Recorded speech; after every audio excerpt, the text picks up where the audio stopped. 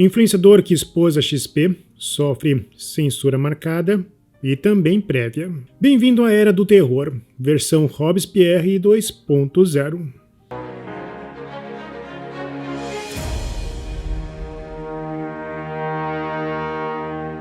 A Revolução Francesa é constantemente romantizada pela esquerda. Muitos só conhecem sua primeira parte, a queda da Bastilha, os gritos por liberdade e os direitos do homem. A narrativa popular pinta o Levante como uma revolta camponesa contra a opressão aristocrática, quando na verdade foi um movimento iniciado e conduzido por uma elite urbana insatisfeita com sua posição no reinado francês. Essa burguesia dita iluminada, advogados, jornalistas, donos de comércio, membros das chamadas profissões liberais, via no antigo regime um obstáculo ao seu poder econômico e político. Queriam liberdade sim, mas a liberdade de subir na hierarquia social. Bom, e o povo serviu como massa de manobra, inflamado por discursos e usado como escudo humano nos momentos mais tensos. O idealismo, que começou com promessas de liberdade, igualdade e fraternidade, rapidamente se degenerou. Entrou em cena Robespierre, o rosto mais emblemático da guinada autoritária da Revolução. Um advogado que se vendia como talentoso e inicialmente defensor dos direitos humanos, Robespierre se tornou arquiteto do que ficou conhecido como Reinado do Terror. Tomado por uma visão fanática de virtude pública, Robespierre passou a acreditar que a violência era necessária para purificar a República. A guilhotina virou seu argumento final, e qualquer um que discordasse era rotulado de inimigo da Revolução e perdia a cabeça literalmente. Liberdade virou silêncio, e o medo substituiu a esperança. Sob seu comando, a Revolução matou milhares em nome da moral revolucionária. O povo, que deveria ser soberano, foi mantido sob rédea curta, vigiado, calado e ameaçado. O jacobinismo se revelou não como o ápice da justiça popular, mas como a teocracia secular disfarçada de progresso, onde a virtude justificava o sangue derramado.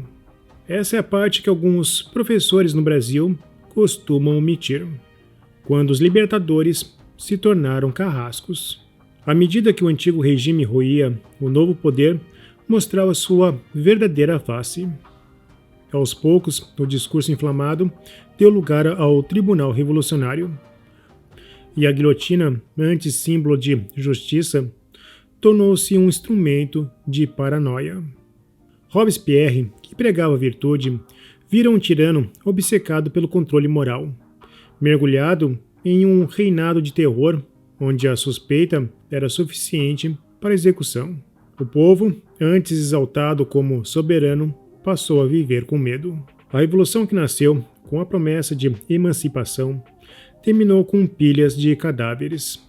A centralização do poder nas mãos de tiranos fez com que o povo sentisse saudade do reinado.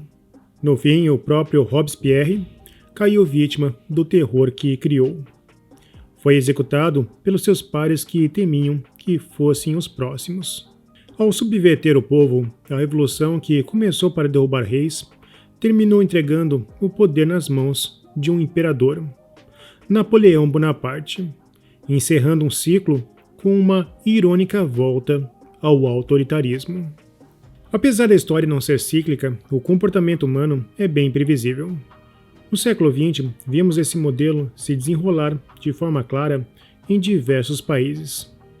A Revolução Bolchevique, por exemplo, começou com a promessa de justiça social, igualdade e fim da opressão czarista.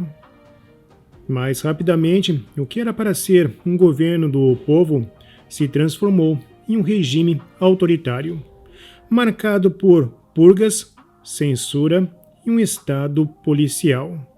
Os revolucionários tomaram o poder em nome da liberdade e a usaram para instaurar o terror.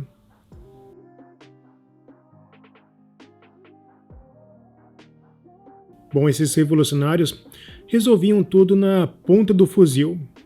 Era o Tribunal Revolucionário, aos modelos da França. E mais tarde, essa seria a bandeira da esquerda. Bom, mais recentemente, a história se modela com outros rostos e sotaques. A Venezuela é um exemplo contemporâneo desse mesmo roteiro. Líderes populistas que, usando o discurso de justiça social, minam instituições, centralizam o poder e mergulham o país no caos. A retórica revolucionária continua a mesma, mas o desfecho, mais uma vez, é tragicamente previsível. Miséria, repressão e fuga em massa da população. E hoje o Brasil passa por um processo semelhante, e talvez tenhamos até o nosso Robespierre. Sem freios, as decisões polêmicas de Moraes para supostamente salvar a nossa democracia vêm criando filhos. O influenciador Daniel Penin foi mais um dos alvos da nossa justiça bolchevique ao criticar a XP. No X, ele afirmou: a primeira vez que a justiça brasileira censura um vídeo não relacionado à política, antes mesmo de ir ao ar. Eu postei e a juíza determina a retirada do vídeo em 4 horas. Multa de R$500 mil se eu não obedecer. Ele apontou que o escritório Fux, chefiado pela esposa e pelo filho do juiz, Luiz Fux, do STF, alegou que o vídeo causará danos irreparáveis à reputação ilibada da XP e de seu líder, e que pediram liminar sem ouvir o acusado.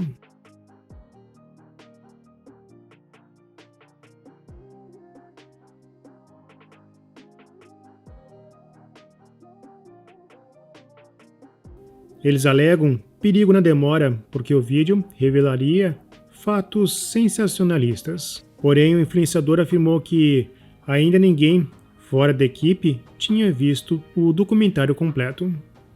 E trata-se de uma justiça sem debate. Eles apontam que é desinformação sem explicar por que seria uma desinformação, sendo que o influenciador apontou que foi publicado nos jornais. Algumas alegações são absurdamente vagas, como a identificação de IA na thumb. O escritório Fux fala sobre derrubar canais inteiros no YouTube por um único vídeo. Segundo o influenciador, querem abrir precedentes para banir qualquer canal que os criticam. O que sabemos de fato é que uma empresa americana, sediada em Nova York e Pensilvânia, apontou que a XP engana as pessoas com um esquema semelhante ao de pirâmide. A Grizzly Research divulgou em março um relatório acusando a XP Investimentos de operar um esquema Ponzi massivo por meio da venda de certificados de operações estruturadas vinculados a um fundo chamado Gladius. A mídia divulgou que alguns de seus clientes perderam milhões e que estão recorrendo à justiça. A XP emitiu uma nota afirmando que possui um modelo sólido de negócios que beneficia o investidor e não tolera qualquer tipo de disseminação de fake news. A XP também é criticada por eventos onde políticos e ministros do STF viram estrelas. Muitos alegam que há um setor progressista dentro da XP que chegou a financiar a imagem da Lava Jato através de Deltan Dallagnol. O verdadeiro problema, no entanto, é a relação estreita e muitas vezes escancarada entre escritórios de advocacia ligados a parentes de ministros e os processos bilionários em tramitação no STF. Não raro, esses escritórios atuam justamente em casos nos quais o tribunal decide o destino de grandes grupos econômicos, levantando sérios questionamentos sobre imparcialidade e conflito de interesses, e principalmente quando estes se encontram em festas extravagantes. Neste momento em que o influenciador é alvo de perseguição por expressar opiniões, eu só queria saber onde estão aqueles mesmos bancos e empresários e empresas progressistas que assinaram a tal Carta pela Democracia. Sumiram? Silenciaram? Ou será que a democracia que eles defendem só vale quando serve aos próprios interesses e ao conforto da elite, assim como ocorreu na Revolução Francesa?